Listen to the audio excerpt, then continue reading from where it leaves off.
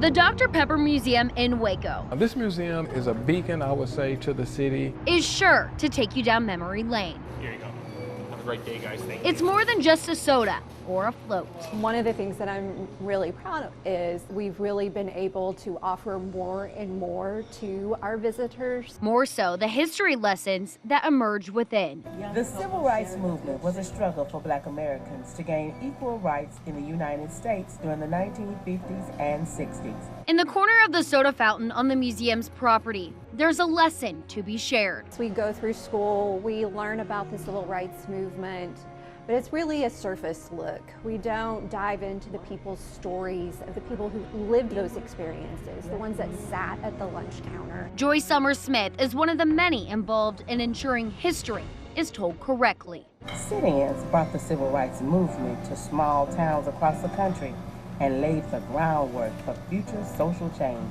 This replica 1960s lunch counter is designed to explain what sit-in movements were during the fight for civil rights. I'm hoping that they take the moment to pause and listen to the stories, really learn about the significance of this happening, that there were people that prior to the Civil Rights Movement didn't have the power, the ability to sit with everybody else coming into a restaurant. With a touch of a hand, there's 10 minutes worth of perspective and stories from people who called Waco home. He said, y'all need to go home. Y'all starting trouble, we not moving.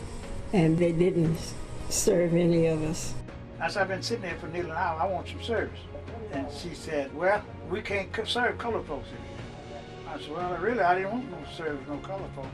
I said, I really was wanting some bacon and eggs. Some stores, they had cafeteria, had 2 cafes up there that we had to go into the back if we went, to eat there. They're the Black local activists who were fighting for equality then to establish what society is now. My mother used to work at McCory's downtown on Austin Avenue. She shared with me how difficult it was during that period of time, how Black people could not eat at a lunch counter similar to what I'm sitting at now. That history is not only a nationwide problem we had during civil rights, but also right here in our city.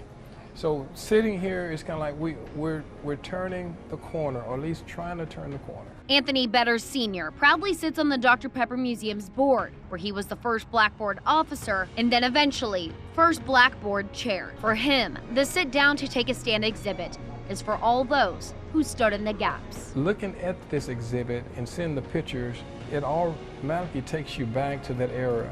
And also it's a reflection of the museum itself. It's trying to bring along peace and harmony, but tell the true history along the way.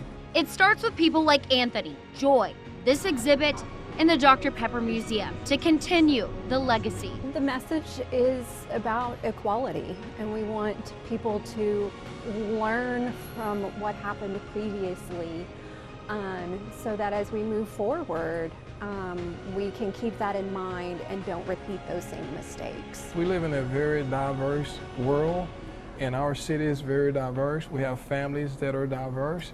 So we must face those challenges head on. And in doing so, we need to make sure the museum represents that very thing. The Difference Makers found desegregation in Waco. We got a letter from them, so I'm sorry and blah, blah, blah. It was a nice letter. And then and the last thing was lunch on us. To share the taste of equality.